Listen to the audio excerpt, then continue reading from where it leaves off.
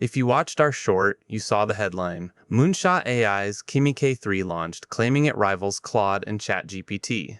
That's a bold claim in a crowded field. Today we go deep, architecture, pricing, context windows, coding, reasoning, so you can decide which model actually deserves your workflow. Quick recap for anyone jumping in fresh. Kimi K3 is the newest large language model from Moonshot AI, a Beijing-based lab that's been quietly shipping competitive models since 2023. The pitch is simple: frontier-level performance at a fraction of the cost of Western competitors. Moonshot AI isn't a garage startup. It's backed by serious funding, reportedly valued in the billions, and has released prior Kimi models that gain traction for long context handling. K3 is their attempt to move from impressive regional player to global frontier contender.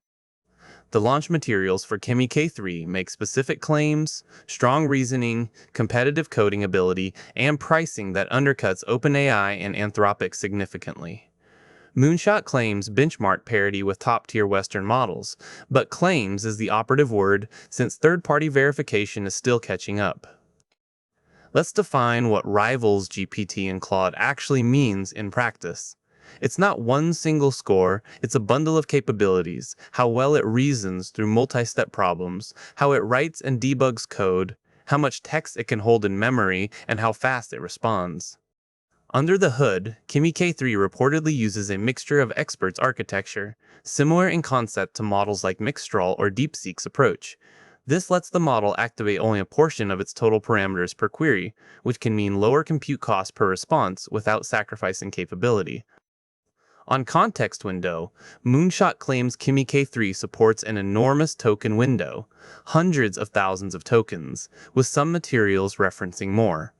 That pushes well past what most consumer chat tiers expose today, though the newest flagship APIs, like Anthropic's million-token Claude models, have raised that bar too. Why does context window size matter practically? Imagine feeding an entire codebase, a 300-page legal contract, or a season's worth of meeting transcripts into one prompt without chunking. A larger window means fewer workarounds, less manual summarizing, and more coherent answers across long documents. On reasoning, independent leaderboards are still updating for Kimi K3, so we won't invent scores here. What we can say, Moonshot claims strong performance on multi-step logic and math-style reasoning, positioning it alongside GPT 5.6 class and Claude Fable 5 class models in their own launch materials. Coding is where things get interesting. Moonshot has emphasized Kimi K3's ability to generate, explain, and debug code across languages. Whether it consistently matches the agentic coding accuracy developers now praise in Anthropic's Claude Opus 4.8 and Fable 5 is still being tested in real-world comparisons online, not lab benchmarks. Claude earned its coding reputation the hard way, and the current generation, Opus 4.8 and the new flagship Fable 5, extends it, catching subtle bugs, executing complex multi-file refactors, and running long autonomous coding sessions. Any new entrant claiming to rival that needs to prove it in messy, real repositories, not curated demos. OpenAI's current lineup, the GPT 5.6 series, led by its frontier model Sol, with GPT 5.5 Instant as the fast tier, remains a strong generalist for coding, tightly integrated into GitHub Copilot and countless IDE plugins. That ecosystem advantage is real. Tooling integration often decides which model developers reach for daily. Now, pricing, arguably Kimi K3's sharpest weapon, Moonshot's published API rates have positioned the model as dramatically cheaper per million tokens than its Western rivals, which matters enormously at scale, where costs compound fast across millions of daily requests. For comparison, Anthropic's published pricing runs in tiers. Claude Sonnet 5 around $3 per million input tokens and $15 per million output, Opus 4.8 at 5 and 25, and the new flagship Fable 5 at 10 and 50, premium rates reflecting Anthropic's frontier positioning. OpenAI publishes its GPT 5.6 series rates on its pricing page, with Sol positioned as the premium frontier tier and cheaper variants below it. Kimi K3's advertised rates reportedly undercut the Western flagships by a wide margin. Community estimates put it around a third of Fable 5's price. Speed is the next variable. Mixture of experts architectures often enable faster token generation because fewer parameters activate per request. Moonshot claims competitive throughput, though real-world latency depends heavily on server load, region, and whether you're hitting the API directly or through a third-party wrapper. Accessing these models differs too.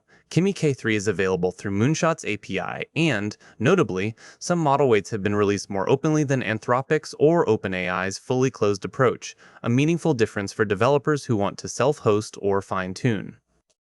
That openness matters for a specific audience: researchers, startups building custom fine-tunes, and companies in regions with data residency requirements who can't send sensitive data to a foreign closed API.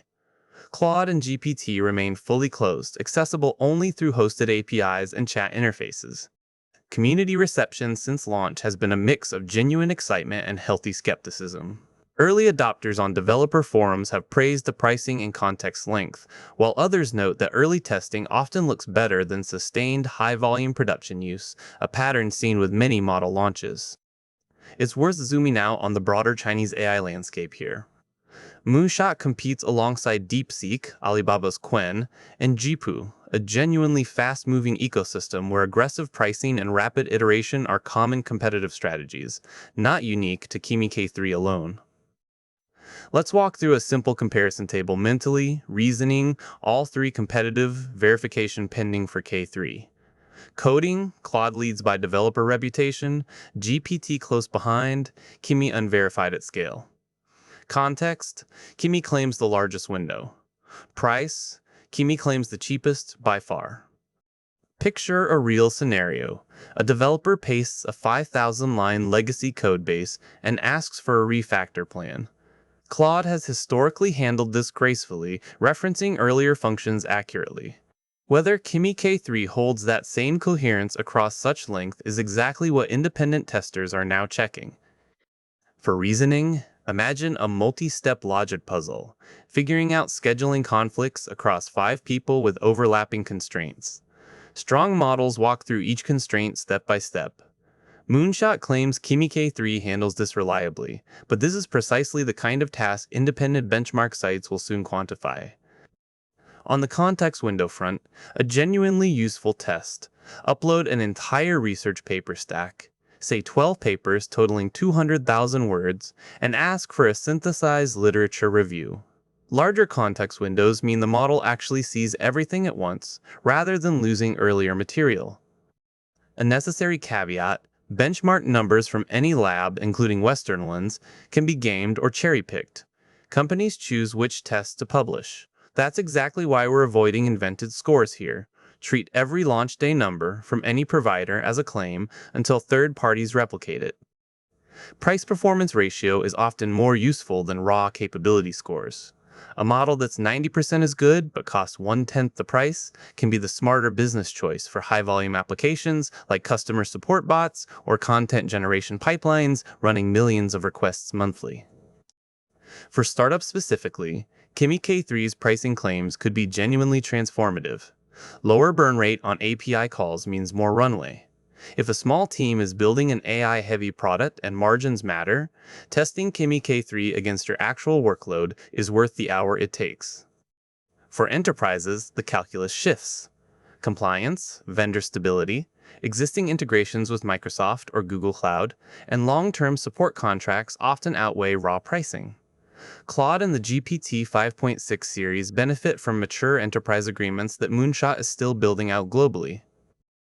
For individual developers and hobbyists, the calculus is simpler. Try the free tiers or trial credits, run your actual use case, not a generic demo, and compare output quality directly. Personal experimentation, more than any press release, will tell you which model fits your specific projects. Latency in real usage often varies by time of day and server region more than by architecture alone. Testers report that all three models can feel fast during off-peak hours and noticeably slower during high-traffic windows, so benchmark speed claims should always be tested at your actual usage times. Multilingual capability is another differentiator worth testing directly.